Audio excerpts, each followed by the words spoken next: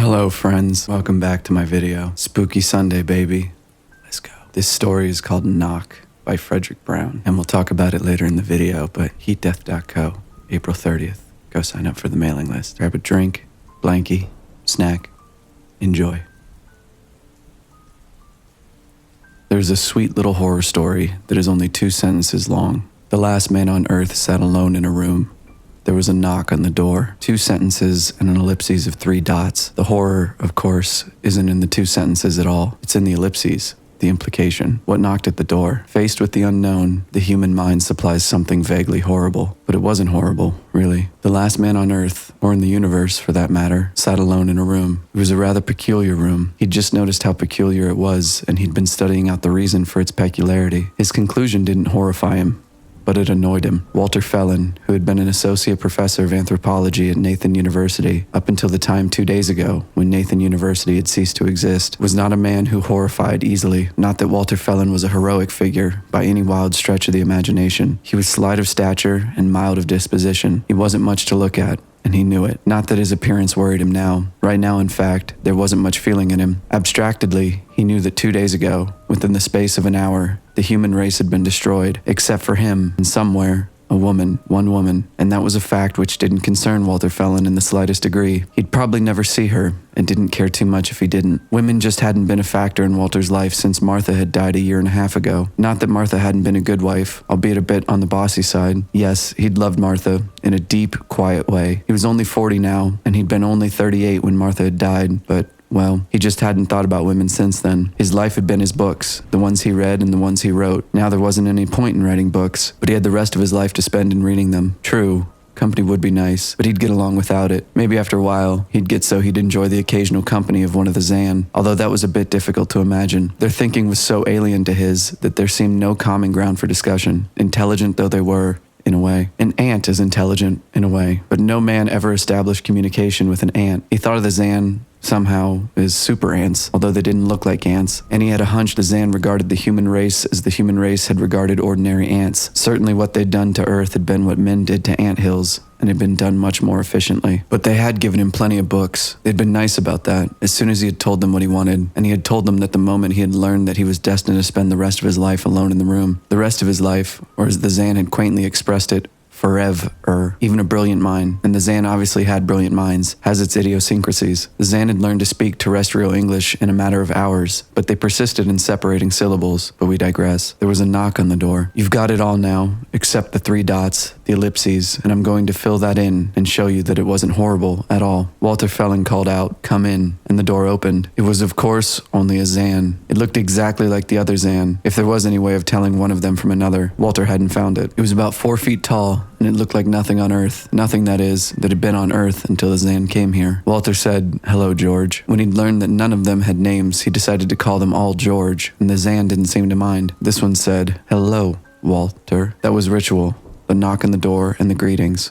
Walter waited. "Point 1, said the Zan. "You will please henceforth sit with your chair turned the other way." Walter said, "I thought so, George. The plain wall is transparent from the other side, isn't it?" "It is transparent. Just what I thought. I'm in a zoo, right?" "That is right." Walter sighed. "I knew it. That plain, blank wall without a single piece of furniture against it, and made of something different from the other walls. If I persist in sitting with my back to it, what then? You will kill me?" I asked hopefully. "We will take away your books." "You've got me there, George." "All right, I'll face the other way when I sit and read. How many other animals besides me are in this zoo of yours?" 216. Walter shook his head. "Not complete, George. Even a Bush League zoo can beat that. Could beat that, I mean, if there were any Bush League zoos left." "Did you just pick at random?" "Random samples, yes. All species would have been too many. Male and female of each 108 kinds." "What do you feed them?" "The carnivorous ones, I mean. We make food. Synthetic." "Smart," said Walter. "And the flora?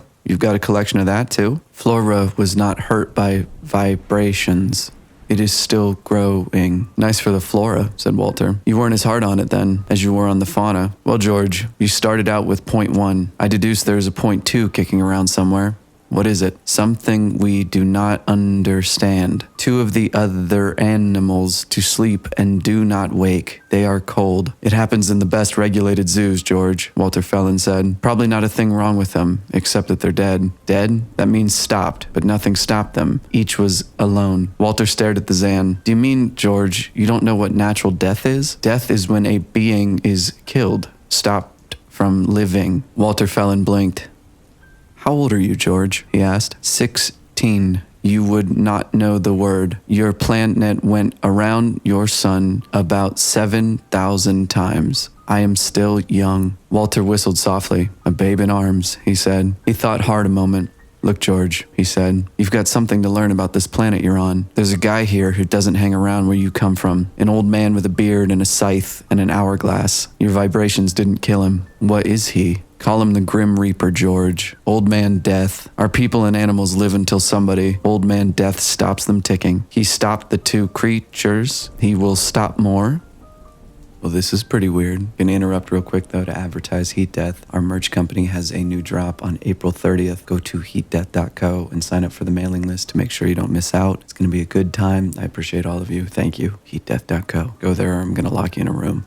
Walter opened his mouth to answer, and then closed it again. Something in the Zan's voice indicated that there would be a worried frown on his face, if he had a face recognizable as such. How about taking me to these animals who won't wake up? Walter asked. Is that against the rules? Come, said the Zan. That had been the afternoon of the second day. It was the next morning when the Zan came back, several of them. They began to move Walter Felon's books and furniture. When they'd finished that, they'd moved him. He found himself in a much larger room 100 yards away. He sat and waited this time, too, where they would knock on the door. He knew what was coming, and he politely stood up. A Zan opened the door and stood aside. A woman entered. Walter bowed slightly. Walter Felon, he said, in case George didn't tell you my name. George tries to be polite, but he doesn't know all of our ways. The woman seemed calm. He was glad to notice that. She said, my name is Grace Evans, Mr. Felon. What's this all about? Why did they bring me here? Walter was studying her as she talked. She was tall, fully as tall as he, and well-proportioned. She looked to be somewhere in her early 30s, about the age Martha had been. She had the same calm confidence about her that he'd always liked about Martha, even though it had contrasted with his own easygoing informality. In fact, he thought, she looked quite a bit like Martha. I think I know why they brought you here. But let's go back a bit, he said. Do you know just what has happened otherwise? You mean that they've killed everyone? Yes, please sit down. You know how they accomplished it? She sank into a comfortable chair nearby. No, she said. I don't know just how. Not that it matters, does it? Not a lot, but here's the story. What I know of it from getting one of them to talk and from piecing things together. There isn't a great number of them, here anyway. I don't know how numerous a race they are, where they came from, and I don't know where that is, but I guess it's outside the solar system. You've seen the spaceship they came in? Yes, it's as big as a mountain. Almost. Well, it had equipment for emitting some sort of vibration. They call it that in our language. But I imagine it's more like a radio wave than a sound vibration that destroys all animal life. The ship itself is insulated against the vibration. I don't know whether its range is big enough to kill off the whole planet at once, or whether they flew in circles around the Earth, sending out the vibratory waves, but it killed everybody and everything instantly, and I hope painlessly. The only reason we and the other 200-odd animals in this zoo weren't killed was because we were inside the ship. We'd been picked up as specimens. You do know that this is a zoo, don't you?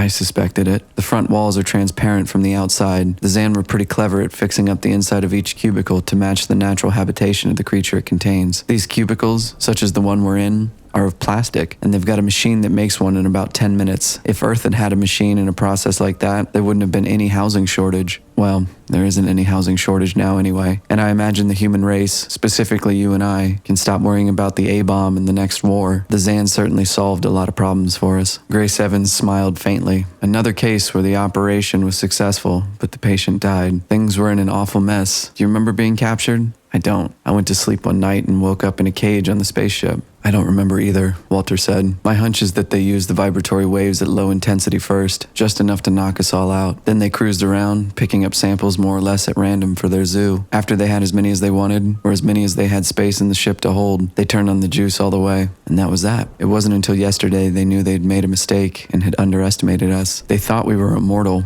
as they are. That we were... what? They can be killed, but they don't know what natural death is. They didn't anyway, until yesterday. 2 of us died yesterday. Oh, Yes, 2 of us animals in their zoo. One was a snake and one was a duck. 2 species gone irrevocably. And by the Zan's way of figuring time, the remaining member of each species is going to live only a few minutes. Anyway, they figured they had permanent specimens. You mean they didn't realize what short-lived creatures we are? That's right, Walter said. One of them is young at 7,000 years, he told me. They're bisexual themselves, incidentally, but they probably breed once every 10,000 years or thereabouts. When they learned yesterday how ridiculously short a life expectancy we terrestrial animals have, they were probably shocked to the core, if they have cores. At any rate, they decided to reorganize their zoo, 2 by 2 instead of 1 by 1. They figure we'll last longer collectively, if not individually. Oh, Grace Evans stood up and there was a faint flush on her face. If they think, she turned towards the door. It'll be locked, Walter Fellin said calmly. But don't worry, maybe they think, but I don't think. You needn't even tell me you wouldn't have me if I was the last man on Earth. It would be corny under the circumstances. But are they going to keep us locked together in this one little room? It isn't so little. We'll get by. I can sleep quite comfortably in one of these overstuffed chairs. And don't think I don't agree with you perfectly, my dear. All personal considerations aside, the least favor we can do the human race is to let it end with us and not be perpetuated for exhibition in a zoo. She said, "Thank you," almost inaudibly, and the flush receded from her cheeks. There was anger in her eyes, but Walter knew that it wasn't anger at him. With her eyes sparkling like that, she looked a lot like Martha, he thought. He smiled at her and said, "Otherwise." She started out of her chair, and for an instant he thought she was going to come over and slap him. Then she sank back warily. "If you were a man, you'd be thinking some way to...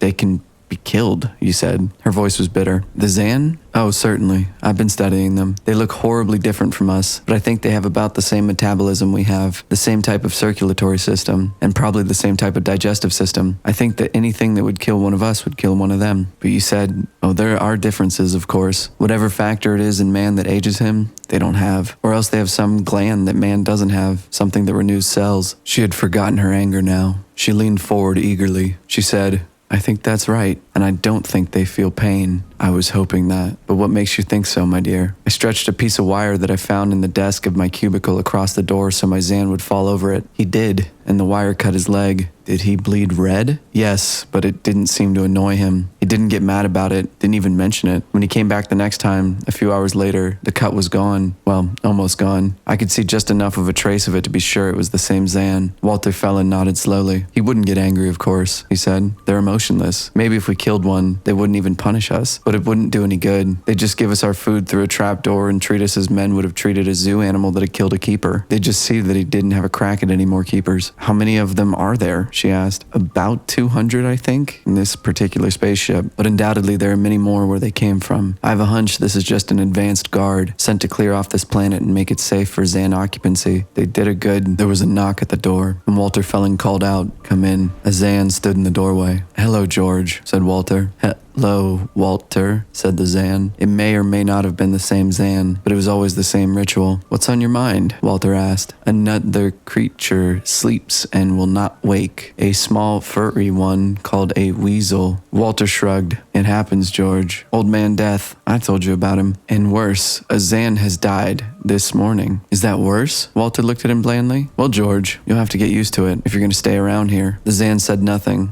It stood there. Finally, Walter said, "Well, about weasel, you advise same?" Walter shrugged again. "Probably won't do any good, but sure, why not?" The Zan left. Walter could hear his footsteps dying away outside. He grinned. "It might work, Martha," he said. My name is Grace, Mr. Fellin." "What might work?" "My name is Walter, Grace. You might as well get used to it." "You know, Grace, you do remind me a lot of Martha. She was my wife. She died a couple years ago." "I'm sorry," said Grace, "but what might work?" "What were you talking about to the Zan?" "We'll know tomorrow," Walter said, and she couldn't get another word out of him.